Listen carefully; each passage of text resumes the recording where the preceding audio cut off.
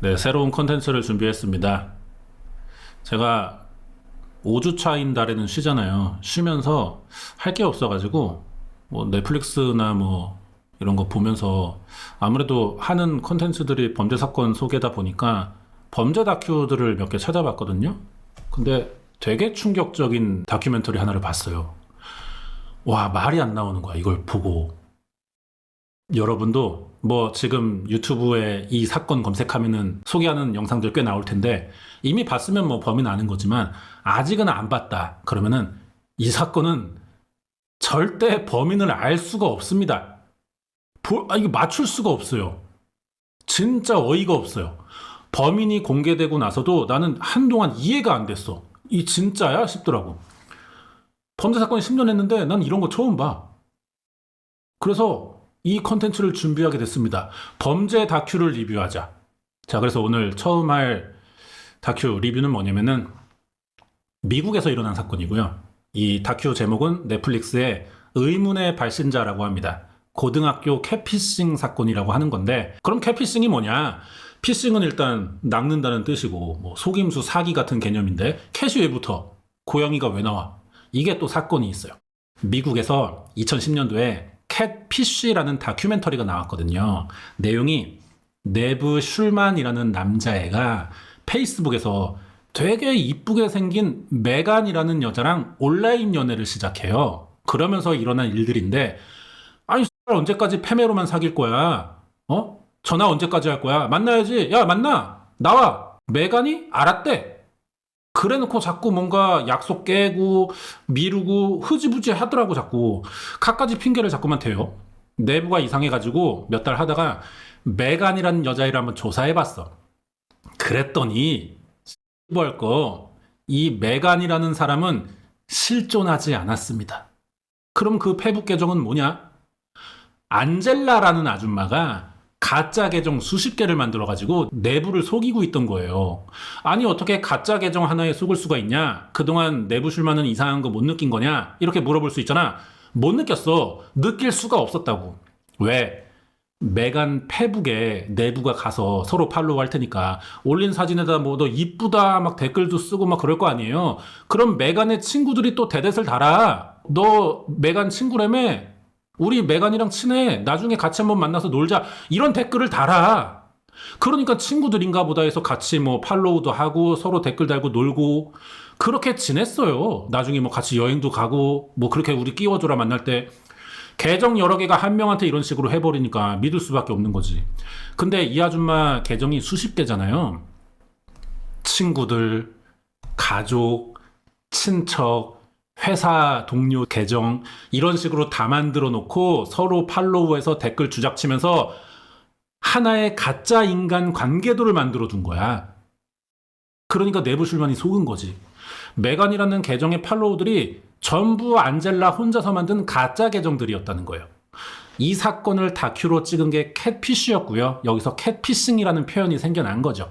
그리고 이 다큐의 PD가 내부 슐만 당사자입니다. 자기가 겪은 경험담으로 만든 다큐였고 이게 인기를 끌면서 캣피싱을 소개하는 관련 TV 프로도 진행하게 됐거든요. 매기가 영어로 캣피쉬예요. 고양이처럼 수염 달린 생선이라 그래서 매기야. 이게 다큐 때문에 알려지긴 했지만 훨씬 예전부터 미국 어부들에게서 유래된 말이라고는 하더라고. 예전에 미국 어부들이 멀리서 뉴욕으로 대구를 운반했어요. 좁은 수조에 이 대구들을 오랫동안 보관하고 있으니까 대구들이 못 움직이잖아. 수조 하나에 한 마리만 담냐고 여러 마리가 갇혀 있잖아. 그래서 애들이 움직이지 않은 채 몇 달 이렇게 이동하다 보니까 애들이 죽는 물고기도 생길 거고 애들이 신선도가 떨어져. 이 문제 때문에 어부들이 고민이 많았어요. 어떻게 해야 이 팔팔한 상태로 뉴욕까지 옮길까? 이걸 해결하려고 수조에다가 메기를 몇 마리 같이 넣어둔 거야. 메기가 대구를 잡아먹진 않는데 이 새끼가 활동량이 좋아. 계속 돌아다니면서 다른 대구들 툭툭 치고 괴롭혀요. 그래서 대구들이 이 메기를 피해서 긴장하고 계속 움직이다 보니까 육질이 좋아진 거지. 그래서 신선한 상태로 뉴욕까지 도착할 수가 있었대요. 여기서 유래된 말입니다. 캣피싱이. 실제로 위협하고 뭘 빼앗진 않는데 끊임없이 나에게 접근하면서 괴롭힌다는 의미로 내부 슐만은 다큐멘터리 제목을 캣피쉬라고 지었던 것 같고요. 한마디로 가짜 신분을 만들어 사람을 속이는 행위의 정의가 된 겁니다. 상황만 다를 뿐이지 우리가 인터넷 많이 하다 보면은 앵간치 겪어본 일들이긴 해요. 게임이나 커뮤에서도 여자인 척하는 네카마 새끼들이 있잖아. 일단 뭐 남의 사진을 도용하겠죠? 인스타에서 굉장히 많이 일어납니다. 아예 통째로 남의 계정의 특정 한 명, 계정의 사진과 글들을 그대로 복사해서 옮겨놔요. 자기인 척. 더 나아가면 이걸 이용해서 직업도 속이고 학력, 나이, 지역 다 속입니다. 그래서 얻고자 하는 게 뭐냐고. 네? 로맨스 스캠이랑도 연결될 수가 있겠죠. 연애 사기, 금전 갈취, 보통은 가볍게 관심 끌기 용도이긴 하지만 괴롭히는 용도로도 사용이 된다는 거예요. 내가 인스타를 지금은 안 하는데 계정 지웠거든요. 이유가 이제 내 방송 보는 사람들이 주로 팔로우 하니까 어떤 새끼가 이걸 이용했어요. 내 팔로우 목록 들어가서 DM을 싹 돌려. 자기도 신주 팬인데 지금 돈이 너무 없어서 생계가 곤란하대. 며칠 굶었대. 돈 좀 빌려달래. 그러면서 이 새끼들 공통점이 뭐야? 꼭 자기 민증 사진도 찍어서 보내주겠다 그래. 여기에 실제로 제 방송 보는 구독자들이 돈을 또 보내줬다고. 진짜 이 새끼가 내 방송 보는 새끼인지 뭐 그건 모르겠지만 가짜라면 이것도 캣피싱이겠죠. 구독자인 척 신분을 도용했을 테니까. 팬끼리 도와달라는 무언의 양심을 건드린 뭐 그런 사기인 겁니다. 지금 페이스북에서 많이 일어나죠. 가끔 뭐 해외 뭐 남아공 여군 같은 사람들이 주로 뭐 50대 60대 우리나라 아저씨들한테 패매를 많이 걸어요. 나는 남아공 아미입니다. 한국 가기 위해 올해 출국 예정이다. But 티켓 프라이스 없다. 후원을 원한다. 당신을 기다리고 있습니다. 뭐 이런 식으로 보내면 아저씨를 속아서 보내줘. 그런 거 많단 말이에요. 이게 꼭 뭐 물질적인 건 없더라도 연애 감정으로 발전해 버리면은 정신적 피해가 뒤지게 큽니다. 이 사기의 구조 자체가 지난 내 과거를 부정해야 되잖아. 존재하지도 않은 사람한테 마음을 쓰고 있었잖아. 신경 쓰고. 그동안 믿고 맨날 얘기하고 좋아하던 사람이 가짜였다는 거 아니야. 이 배신감과 허탈함을 어떻게 할 거야. 우리나라는 이게 많지만 대부분 단순한 수준인데 해외는 난리나요. 넷플릭스에 캣피싱 관련된 다큐도 진짜 많습니다. 이런 거 둘러보다가 말이 너무 길었나? 우연히 최근에 나온 걸 하나 봤는데 뒤지게 충격적이고 화제가 많이 된 거라 이미 뭐 본 사람들 많고요. 다양한 유튜버들이 소개도 많이 했습니다. 근데 아직 안 봤다면 또 말하지만 범인 진짜 못 맞춰 이거. 채팅창 켜놨지만 제가 이미 본 사람들이 스포할까봐 범인의 정체를 다 금치고 걸어놨습니다. 안심하시고요. 범인 못 맞춰. 알고 나서도 말이 안 나와요. 이게 말이 안 돼 애초에. 제가 감정이 무딘 편인데도 이게 충격이 꽤 왔습니다. 그래서 준비했어요. 나만 충격받을 순 없잖아. 같이 정신 나가보자고. 이야기를 들어가자면은 일단 등장인물의 배경을 다큐가 평범하게 소개해줘요.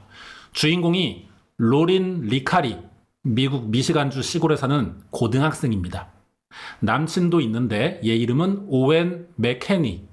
같은 학교고요. 평범한 10대 애들이에요. 로린은 흔녀 여고생이야.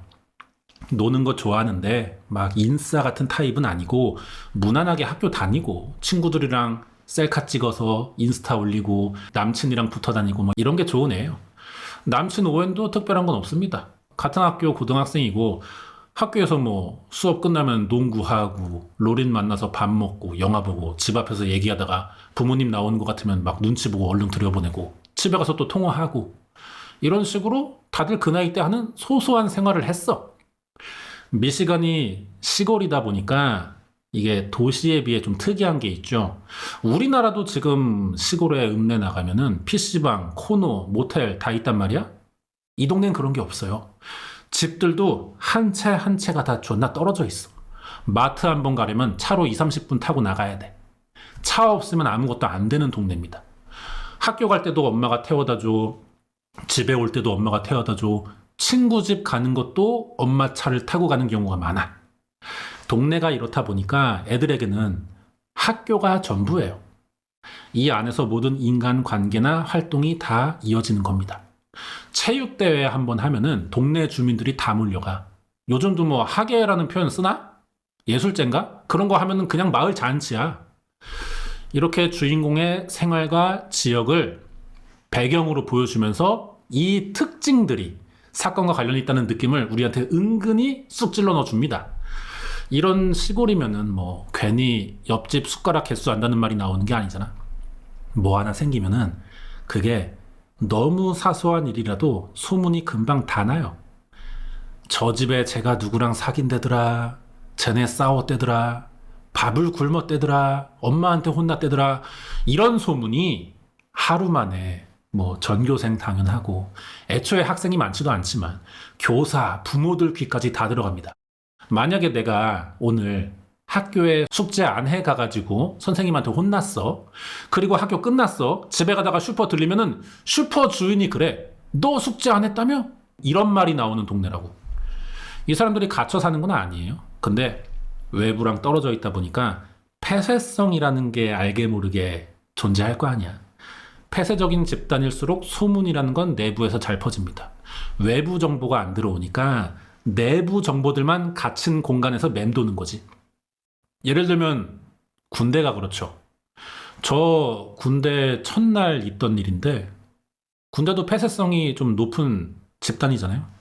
자대 배치 받으면 첫날 중대장, 소대장 이렇게 면담의 시간이 있거든요. 내가 이미 뭐 써낸 것도 있어. 나 어디 살고 가족관계, 군대 오기 전에 뭐 했고 그걸 보면서 얘기하는데 마술했다고 적어놨으니까 뭐 그런 얘기들 상담했어. 군대 전역하고도 계속 이쪽으로 진로 갈 거냐, 얼마나 했냐 뭐 이런 거 물어봐. 그리고 나왔더니 부대가 다 알아. 다 알아. 내가 말 안 했는데. 2층에서 한 말이 내려가면 1층에서 알고 있어요.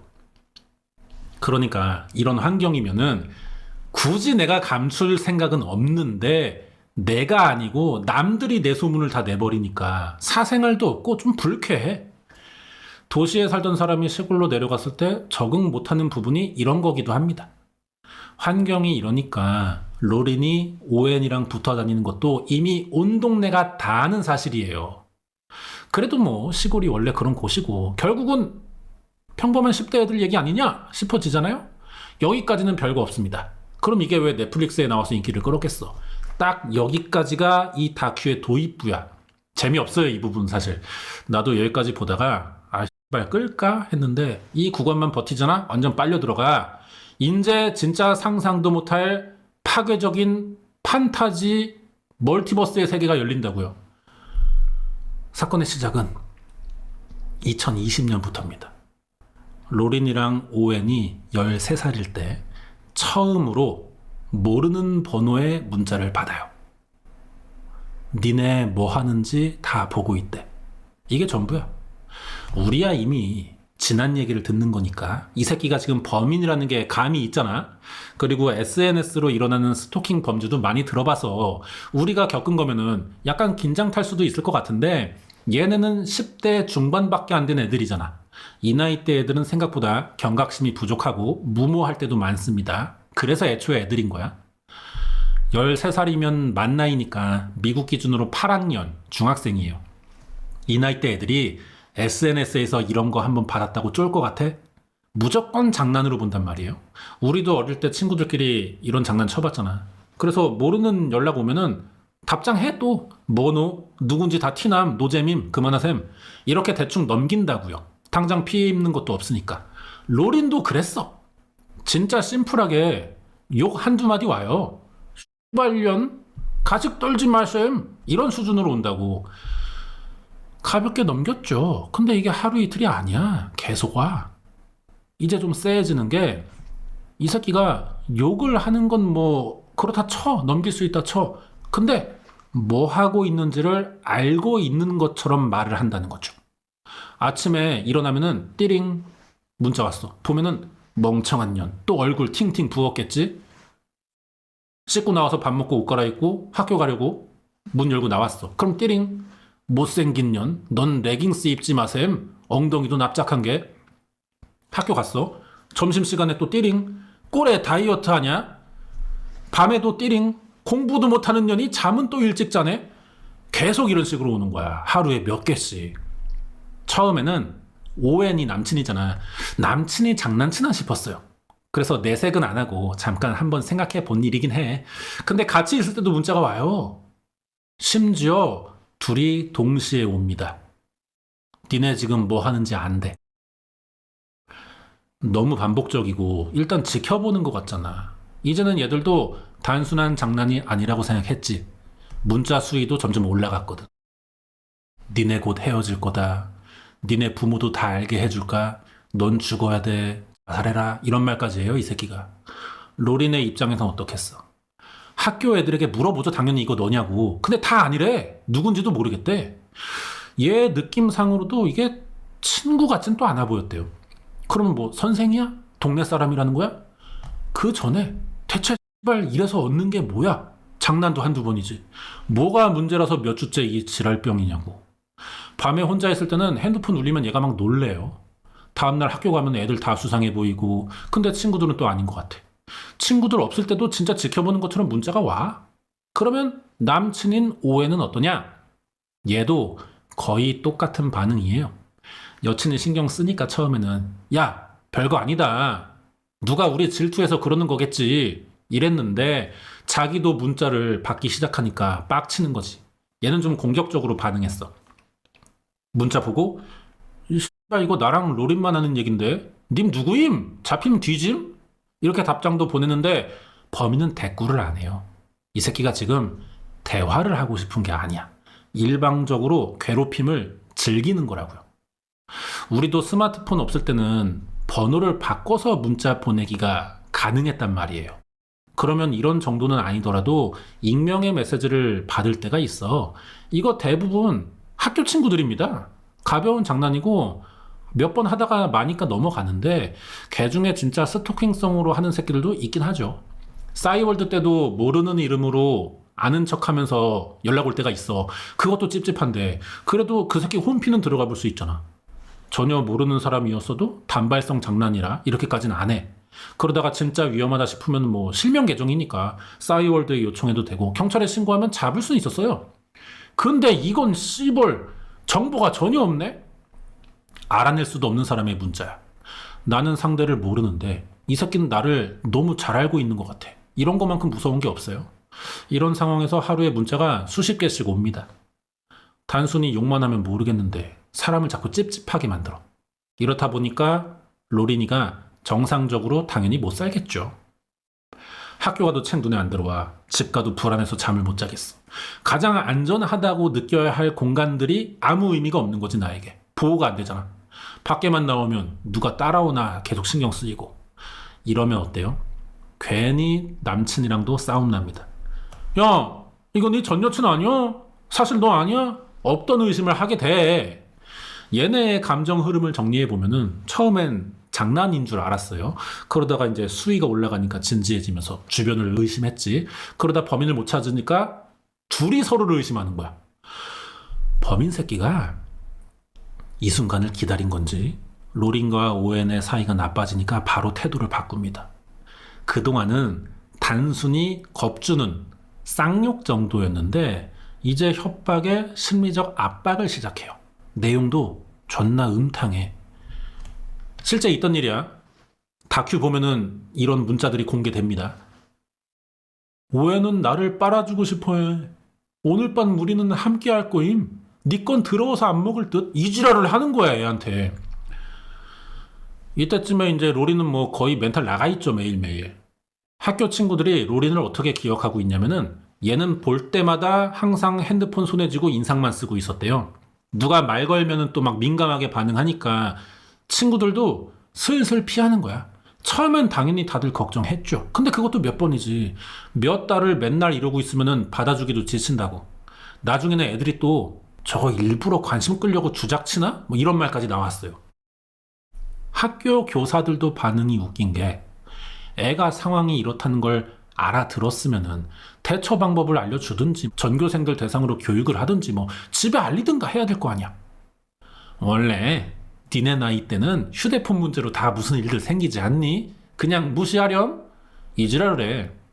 남친과 학교에서는 아무도 자기를 이해해주지 않으니까 어떻게 해요? 결국 부모에게 말합니다. 근데 엄마도 반응이 똑같아. 야, 누가 너 질투해서 그러는 거겠지 하고 말아. 근데 애가 점점 잠도 못 자고 밥도 못 먹고 사소한 일에 승질만 내니까 집안 분위기도 이상해지고 아빠도 똑같아. 핸드폰 그만 보래. 네가 자꾸 예민하게 구니까 일이 자꾸 꼬이지 않냐는 거야.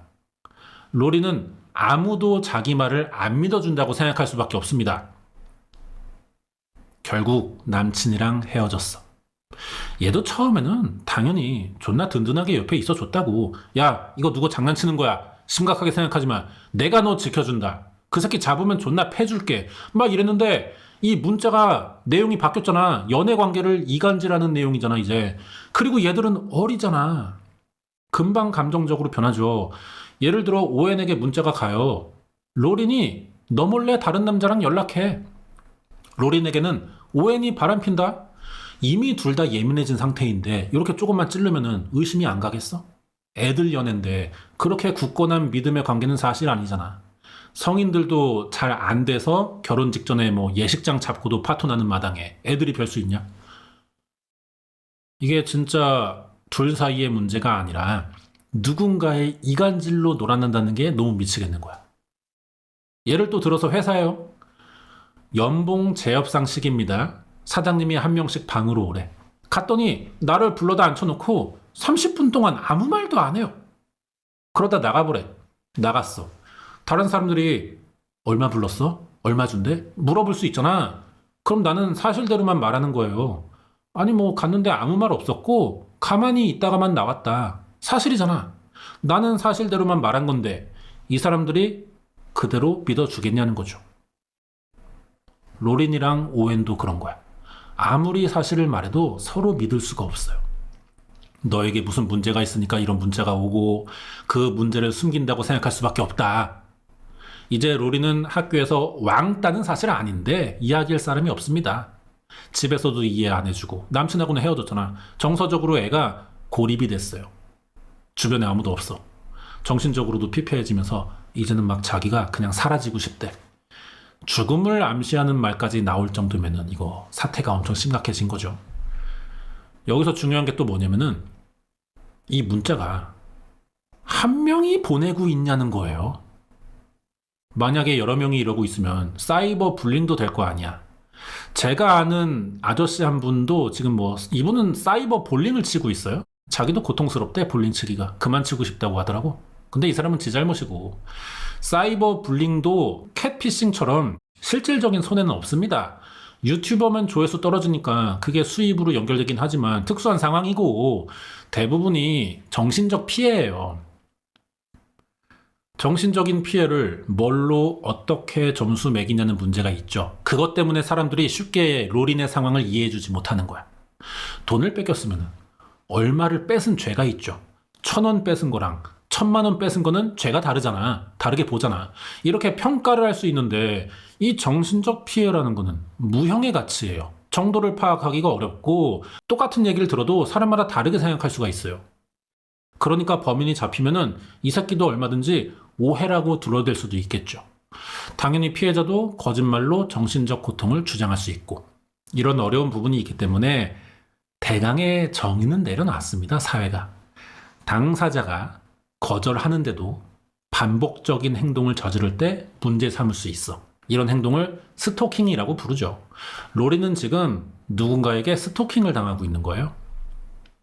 피해자에게 물질, 재산의 손해는 없지만 멘탈을 박살내잖아. 특히 10대는 더 치명적이고. 우리도 비슷한 경험이 있지 않습니까? 단톡방 터졌는데 알고 보니까 나 빼고 다시 만들었어. 그래서 나도 모르는 사이에 나는 왕따가 돼 있고 지들끼리 모여서 내 욕하고 있었고. 없어요? 나만 있어? 아무튼 간에 이런 걸 또 언제 알게 되냐면은 지들끼리 충분히 유대감이 쌓였을 때 그게 티나서 내가 아는 거야. 한참 뒤에. 그래서 나는 이상함을 느꼈을 때 이미 걷잡을 수 없이 상황이 커진 뒤라는 겁니다. 이걸 지들끼리만 갖고 놀면 또 모르겠는데 나를 공격한다는 거죠. 아무 잘못도 없는데 맨날 이걸 겪어야 돼. 그것도 가족, 친구, 남친 다 건드리면서 들어온다고 생각해봐요. 각종 더러운 소리들만 모아가지고 문자 수백 개씩 보내면은 인생 안 망가지고 100이냐. 이런 문자 테러가 몇 달이 이어지니까 결국 경찰에 신고했습니다. 좀 늦은 감이 있지만 일단 주변에서는 이 일을 다 알아요. 그럼 서로 말 나오면서 야, 누가 의심되더라, 쟤 아니냐? 각자 생각할 수 있잖아. 이런 내용들이 서로서로 교환되다 보면은 유력한 사람 하나가 나올 만도 하죠. 근데 이 사건은 웃긴 게 경찰, 학교, 부모가 서로 다른 사람을 의심하고 있습니다. 수사가 시작되면서 다큐가 이제 심리 추리극으로 분위기를 바꿔요. 사람들은 처음에 남친, 오웬부터 의심했어. 이런 경우는 제일 가까운 사람이 범인일 확률이 높으니까 이게 정배긴 해. 문자도 얘네 관계를 흔드는 내용이라 그런 건데 사실 증거는 없잖아. 오웬이 보낸 거 아니냐? 질투가 심해서 그렇다. 뭐 이런 게 동네에 소문나니까 오웬도 억울하죠. 아니 내가 굳이 여친을 괴롭힐 이유가 없지 않냐. 보통 그리고 괴롭히는 새끼들 사람 앞에다 불러놓고 괴롭히지 숨어서만 이러냐 몇 달을. 말도 안 되는 소문이라고 막 항변을 했어. 근데 증거는 없으니까 뭐 범인이라고 단정 지을 수는 없는 상태고. 그러면은 다음은 누가 있어요? 고딩이고 이제 고딩 된 거야. 여자애니까 그 무리 특유의 시기 질투라는 게 있긴 하잖아요. 제 인기 많다, 뭐 잘 나간다, 남친도 있다더라 이렇게 소문나면은 여자애들이 대놓고 째려보기도 하지만 조용히 모른 척하다가 뒤에서 칼 꼬는 애들도 있단 말이야. 오웬이 아니라면은 이제 학교 애들밖에 더 있냐 뭐 이런 건데 여자애들이 질투로 괴롭히진 않을까 추측을 해봤어요. 부모님은 가장 가까이서 이걸 보는 사람이잖아. 잘 모르겠대. 아빠는 이거 남친이다, 남자애들도 질투 생기면 별짓 다 한다 이러고, 엄마는 학교 애들 같긴 한데 뭐 요즘 사이버 볼링 심하다니까 학교 애들 중에 하나지 않을까 뭐 이러고만 있어. 부부끼리 또 이거를 애 앞에서 백분 토론하고 있어. 네 말이 맞니 내가 맞니를. 진짜 수십 명이 각자 다른 생각을 하고 또 로리는 되게 귀뜸해줄 거 아니야. 도움이 됐으면 한다는 마음에. 근데 수시로 각자 찾아와서 얘는 얘 같다 그러지, 쟤는 쟤 같다 그러지, 선생님은 뭐 남친 아니냐, 엄마는 아니다, 얘가 맞다, 아빠는 엄마가 돼가지고 너는 애 마음을 그렇게 모르냐, 내 생각이 맞다. 로린이 막 미치겠는 거죠. 자, 그러면 수사를 시작한 경찰의 생각은 어떨까요? 다큐를 보면은 경찰의 수사 방식이 재미있게 연출됐습니다. 이게 2001년에서 2022년의 사건이고요. 얼마 전이지만 챗 GPT가 사용되기 전이라 지금이랑은 또 달라요. 기술적으로 파봅니다. 통신 기록을 확인했어요. 문자가 보내진 시간대를 보는 거야. 몇 시에 주로 보냈고 특정 시간마다 보내는 내용이 어제 오늘이 달라지나 이런 거 확인했고요. 접속 기록도 봐야 돼요. 이게 국내 접속이 아닙니다. 미국. VPN으로 해외 사용자인 것처럼 문자를 보내고 있어요. 근데 이것도 흔적은 남거든요. 어디서 사용된 VPN이냐를 알아봐야겠죠. 그리고 이 VPN을 사용하는 와이파이의 접속이 또 중요해 보입니다. 몇 시에 어디서 주로 접속하는가. 그래서 보낸 문자의 이모지, 오타 패턴, 문체 이런 거 분석해서 특정 사용자랑 하나씩 매칭해 보기로 했어요. 여기까지는 범인 잡을 때 쓰는 보통의 방식입니다. 근데 이 사건은 이렇게 해결되지 않아. 그렇다는 건 뭐야? 범인 새끼가 보통은 넘는다는 거죠. 이 새끼가 치밀하게 위장했어요. VPN 써서 접속 위치를 숨기는 건 알겠는데 핸드폰이 여러 대 같대. 핸드폰 여러 개로 각자 매번 다른 장소에서 다른 핸드폰 가지고 문자를 보낸다는 거지. 이러면은 범인이 한 명인지도 사실 확정 지을 수가 없는 거예요. 초기 수사가 제대로 안 되니까 학교에서 일어난 왕따 같은 걸로 간주해서 애들 폰도 마구잡이로 하나씩 포렌식 해봤고 친구들 집도 뒤졌어. 뭐 안 나와 아무것도. 조사가 시작되고요. 로리는 경찰에게 증거 없다는 말밖에 들은 게 없습니다. 그러니까 얘도 나중에는 진짜 사실은 아무 일 없는 건데 내가 미쳐서 이러는 건가? 그런 생각까지 했대. 이걸 어떡하냐? 여기까지 봤을 때 여러분 생각에는 범인이 누구 같습니까? 남친이야? 친구야? 아니면 완전 모르는 제3자야? 뭐 누구야? 로리는 기억 못하지만 범인만 얘를 아는 일방적인 관계인가? 아니 씨발 대체 누가 이러는 거냐고. 처음에 절대 범인 못 맞춘다고 했잖아요. 나는 그랬습니다. 범인이 잡혔어. 이제 공개되거든.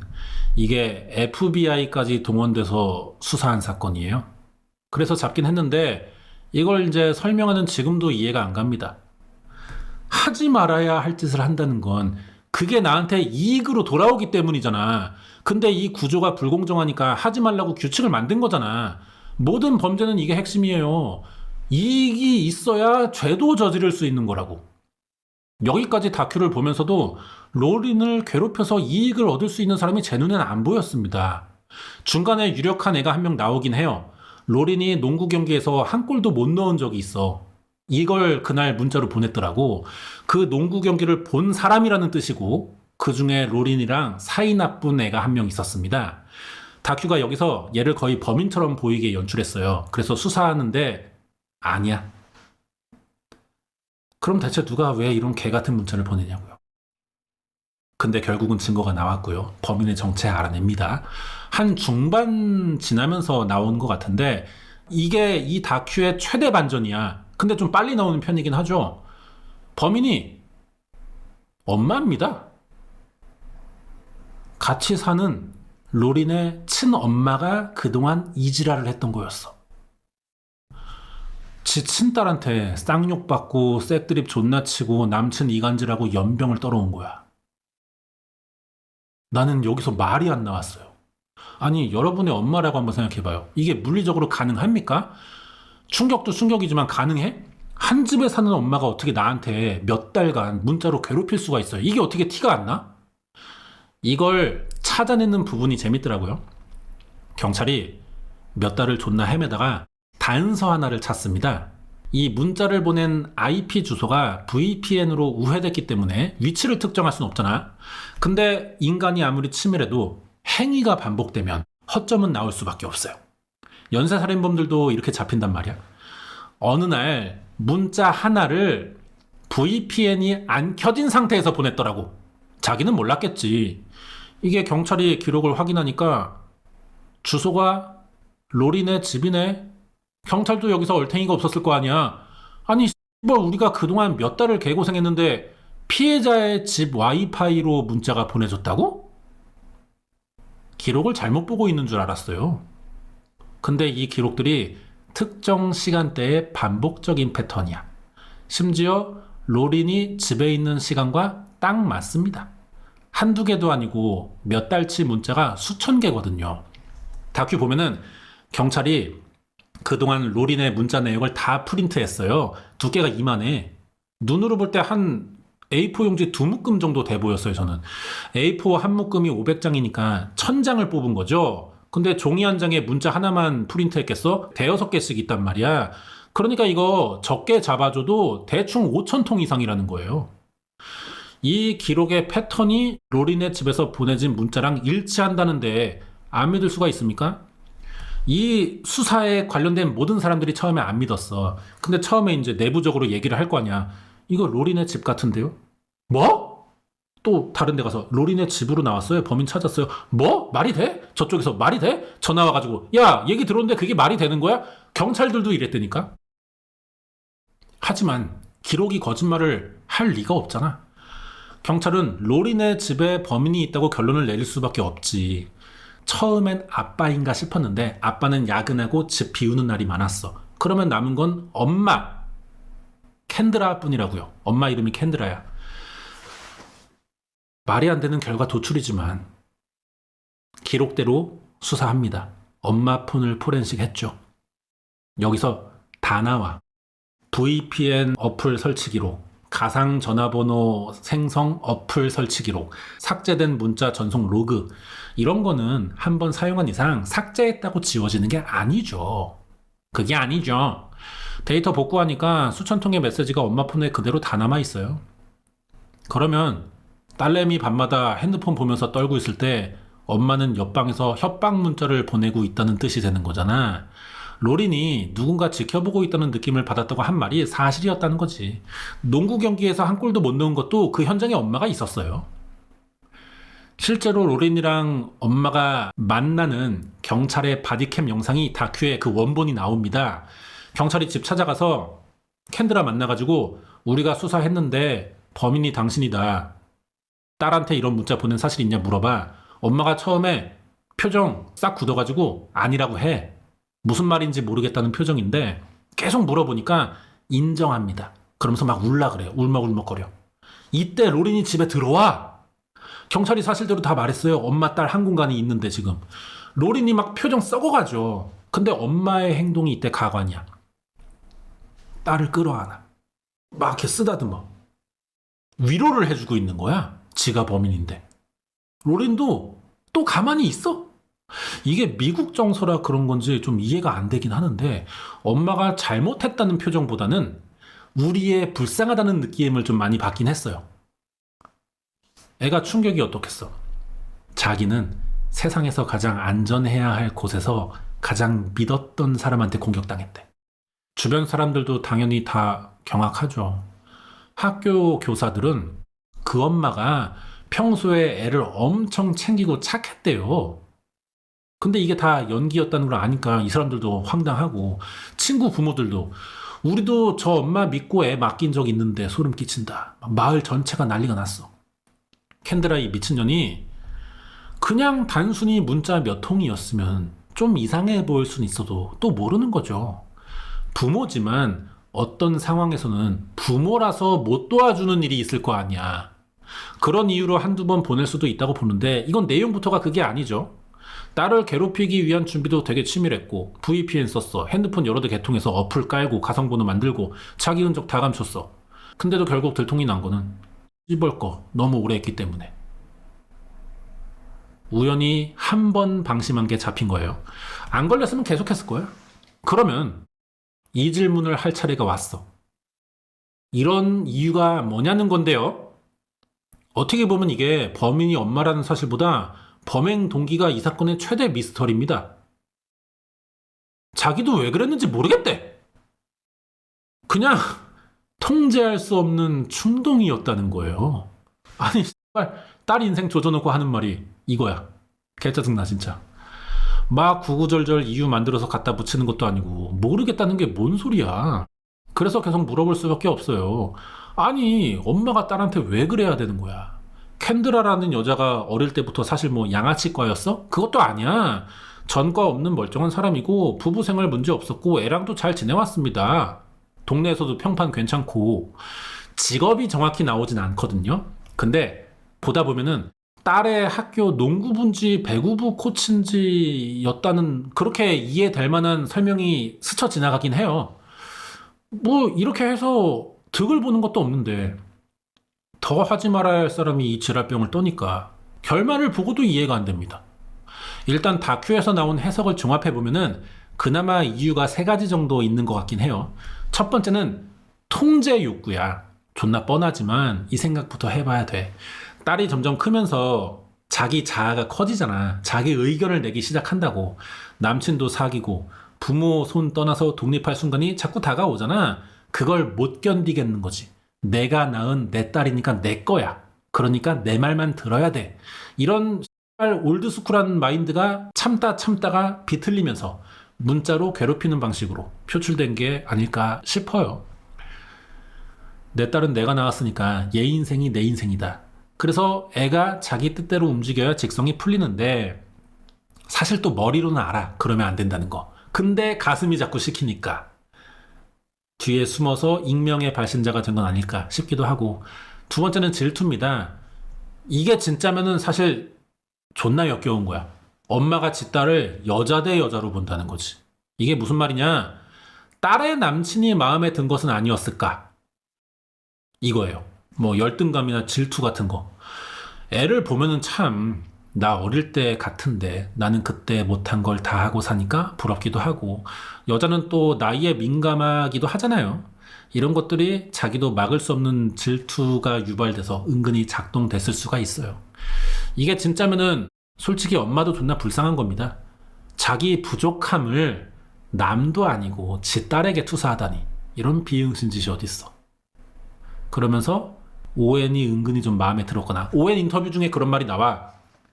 얘네 엄마가 자기한테 좀 과하게 친절하대. 집에 놀러가면 막 돈가스를 또 직접 하나하나 다 썰어줬다는 말들이 있거든요. 그런 거 봐서는 딸의 남친을 좀 뺏고 싶다, 이런 감정이 있던 것 같기도 해요. 근데 당사자가 인정한 건 아니야. 세 번째, 자기도 왜 그랬는지 모르겠다는 말을 한 이상 정신적 문제겠죠. 이 사건을 보는 전문가들은 사이코패스적 행동보다 장기간 억눌린 스트레스로 생긴 충동 억제 불능, 정신병리적 특성이 합쳐진 것 같다고 말하거든요.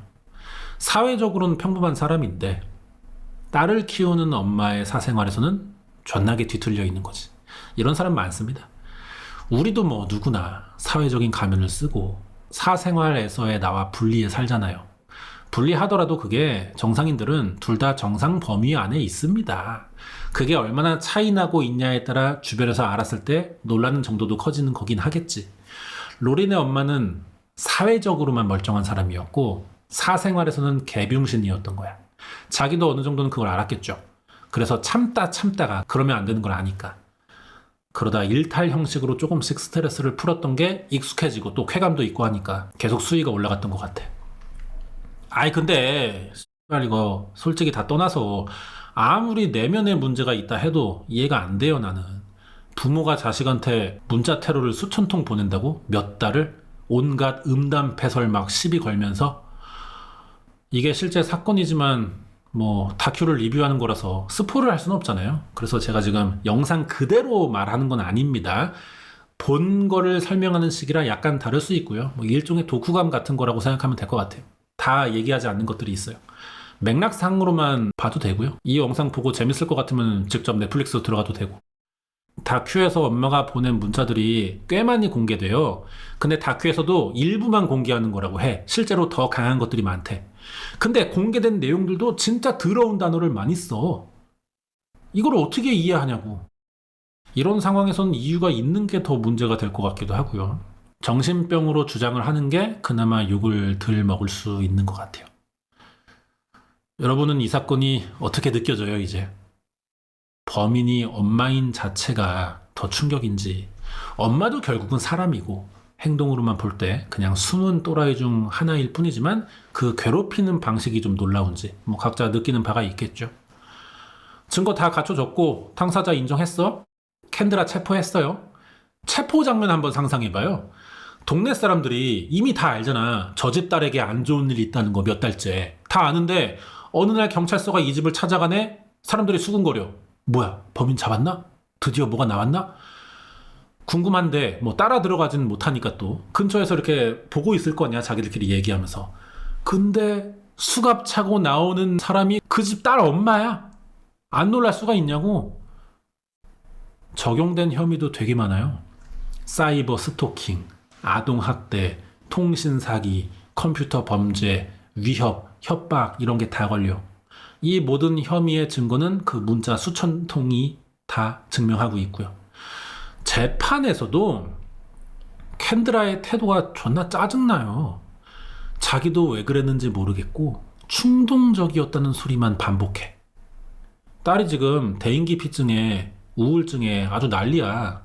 앞으로 이게 멀쩡히 살아갈 수 있을래나 싶은 지경인데 M이라는 게 이딴 핑계나 대고 있으면은 아니 지가 한 말에 책임을 안 지겠다는 거 아닙니까? 사실 숨은 속마음은 이런 게 아닐까요? 내 입으로 말하면 불리하니까 가만히 있을 거고 아니 뭐 여러분 알아서들 하고 싶은 대로 생각들 하시고 대신에 한 번만 좀 봐주면 좋겠다. 난 이렇게 보이더라고. 변호사도 뻔한 소리 해요. 피고인이 스트레스와 정신적 압박으로 통제력을 잃었대. 이지랄 하면서 동정심 유도했는데 배심원들이 납득하겠어? 피해자는 미성년자인데 피해자가 친딸이고 또 반복된 기간도 길잖아. 이게 정신적 압박이랑 충동적이란 말만 가지고 납득이 되겠냐고. 그냥 1차원적으로 엄마가 딸한테 그럴 수 있냐? 이 한마디를 벗어나지 못해요, 이 사건은. 그래서 판결이 구형은 최대 20년까지 말은 나왔습니다. 실제로는 근데 부정기형 나왔어요. 7년에서 15년 사이. 일단 7년 채우고 너 그 다음에 하는 거 봐서 우리가 풀어줄 수도 있는데 안 되면 15년까지 살아야 돼. 이걸 맞은 거야.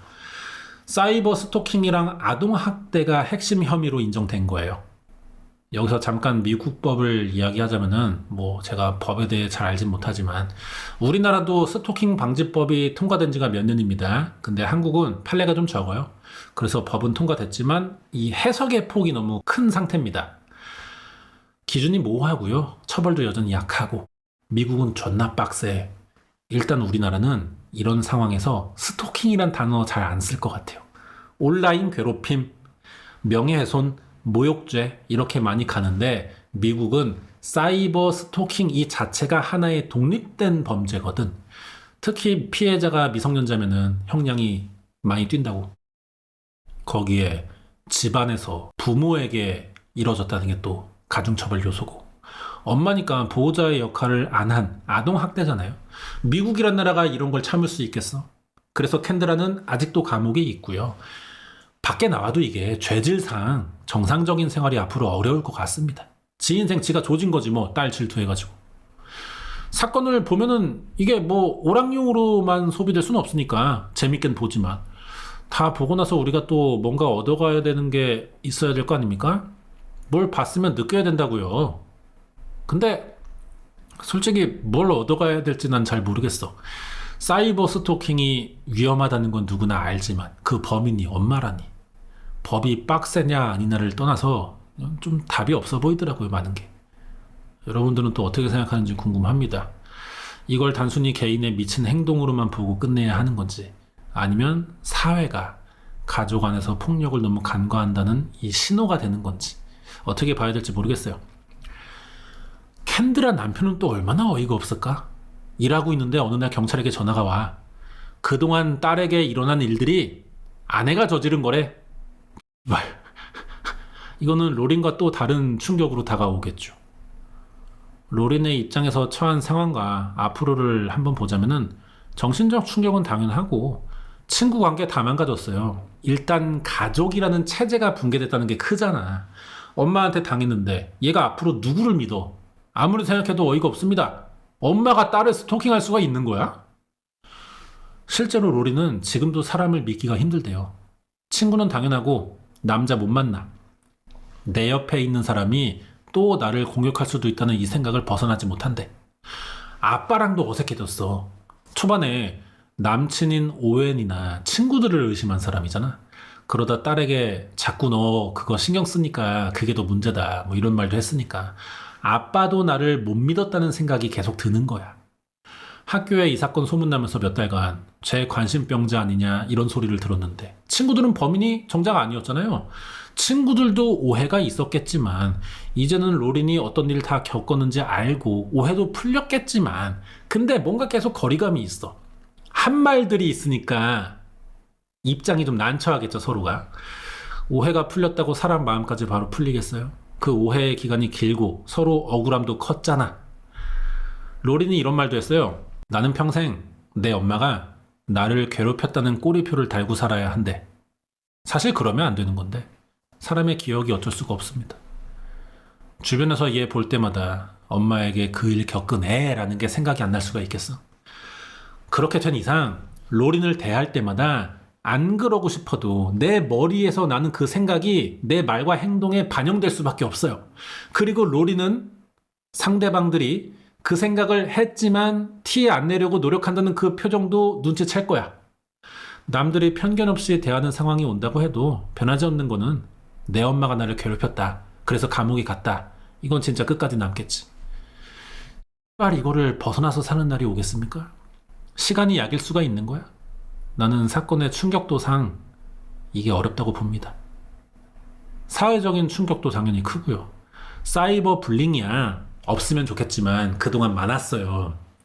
처음 있던 일도 아니라서 사람들은 그냥 또 누구 괴롭혔구나 싶었는데 가해자가 친엄마라는 게 밝혀지니까 뉴스들이 난리가 날 수밖에 없지. CNN, 뉴욕타임즈 일면에 찍혔고 지역 언론, 라디오, 뉴스 다 이게 메인이야. 제목들도 어떻게 그렇게 하나같이 똑같냐? 딸을 스토킹한 엄마 다 이거야. 여러분이 기자면은 이거 이상 잘 팔릴 헤드라인 뽑을 수 있어요? 이 사건 자체가 너무 잘 팔리는 얘기잖아. 그래서 계속 반복적으로 같은 말이 나올 수밖에 없지. 이게 당사자 입장에서는 너무 고통이야.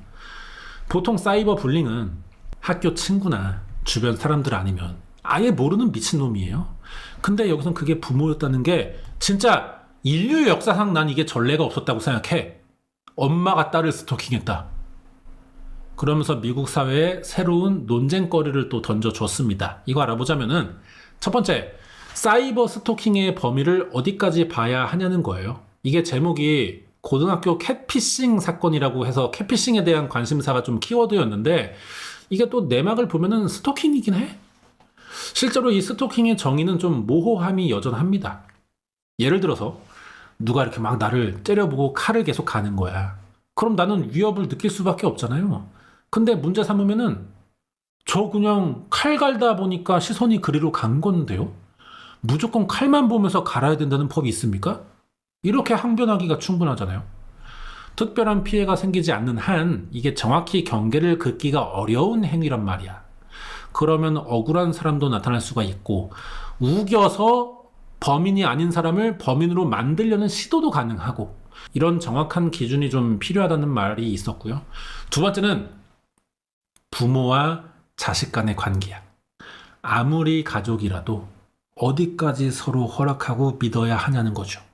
미국은 특히 독립을 강조하는 문화가 있지 않습니까? 일찍 나가서 살아야 돼, 이 나라는. 우리나라는 서른이 돼도 독립 못하는 게 자연스럽잖아요, 지금. 미국도 지금은 좀 늦어지긴 했어, 나이대가. 근데 예전이면은 고등학교 졸업하는 순간 무조건 나가야 됩니다. 그게 당연했다고요. 못 나가면 쪽팔린 일이고 주변에서 놀려. 너는 그 나이 먹고도 엄마랑 살고 있냐 막 이래. 근데 그 나이가 21살 정도밖에 안 됐어. 지금은 조금 늦어졌다고 하는데 그래도 여전히 형편이 안 되고 어떤 사정 때문일 뿐이지 고등학교 졸업하면서 나가야 된다는 생각은 있습니다. 아예 뭐 기어다닐 때부터 다른 방에서 재워버리잖아. 독립심을 빨리 만들어준다고요.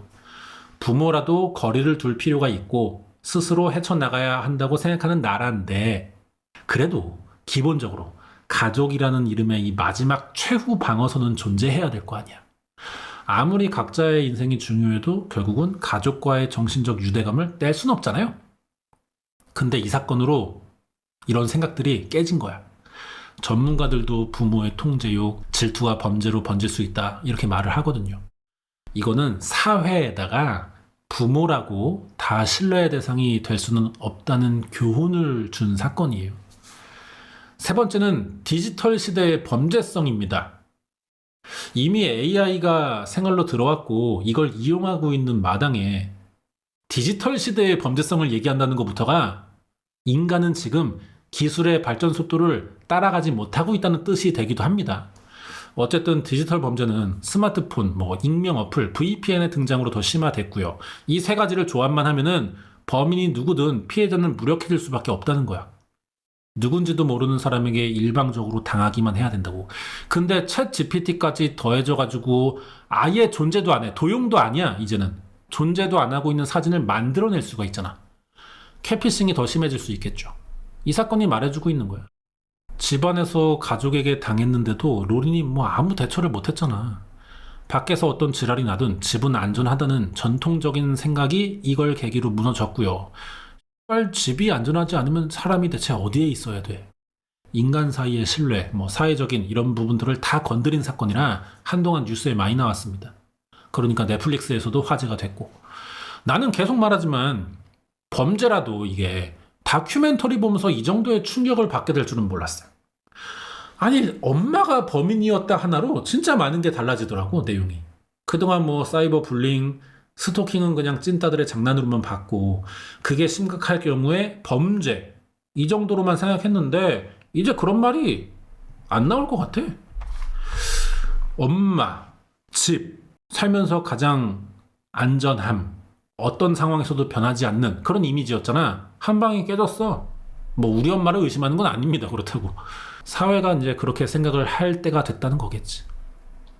여기까지가 다큐 내용이고요. 이제 마무리해야 되는데 근데 진짜 아무리 말해도 이해가 안 간다. 엄마가 딸을 괴롭히는 경우는 아동학대 사건에서나 많이 봤잖아요. 근데 이거는 이유도 모르겠고 왜냐면 당사자가 동기를 밝히지 않았어. 그리고 괴롭힘의 방식도 문자를 보낸다는 거야. 이게 말이 되나? 그래가지고 제가 궁금한 거 몇 가지를 좀 여러분들은 어떻게 생각하나 궁금증을 던져보면서 끝내도록 하겠습니다. 첫 번째는 여러분이 로린이면은 이런 상황에 처했을 때 어떻게 대처할 것 같은지 이런 게 궁금해요. 갑자기 모르는 번호로 이유를 알 수 없는 협박 문자가 존나 와. 나중에 알고 보니까 그게 우리 부모야.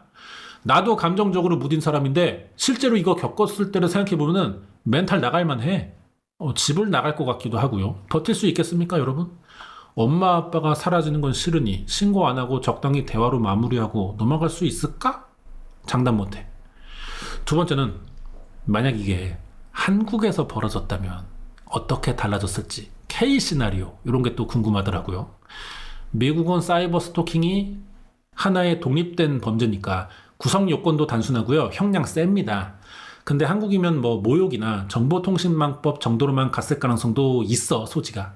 그럼 형량도 당연히 약하고 애초에 범인을 찾아내거나 스토킹 혐의 자체가 성립됐을지 싶기도 하고요. 그래도 범인 찾고 혐의 입증되면은 우리나라에서는 이게 몇 년형 정도 나올 것 같은 범죄인지 이런 거 궁금하고. 세 번째, 이 사건의 본질이 뭐라고 생각해요? 부모의 통제욕, 질투 같은 게 뭐 극단적으로 터진 경우인지, 아니면 일반 또라이인데 하필 관계가 엄마였을 뿐인 건지, 이런 거 좀 댓글로 얘기해 보면 좋을 것 같습니다. 저는 개인적으로 뭐 후자 같아요.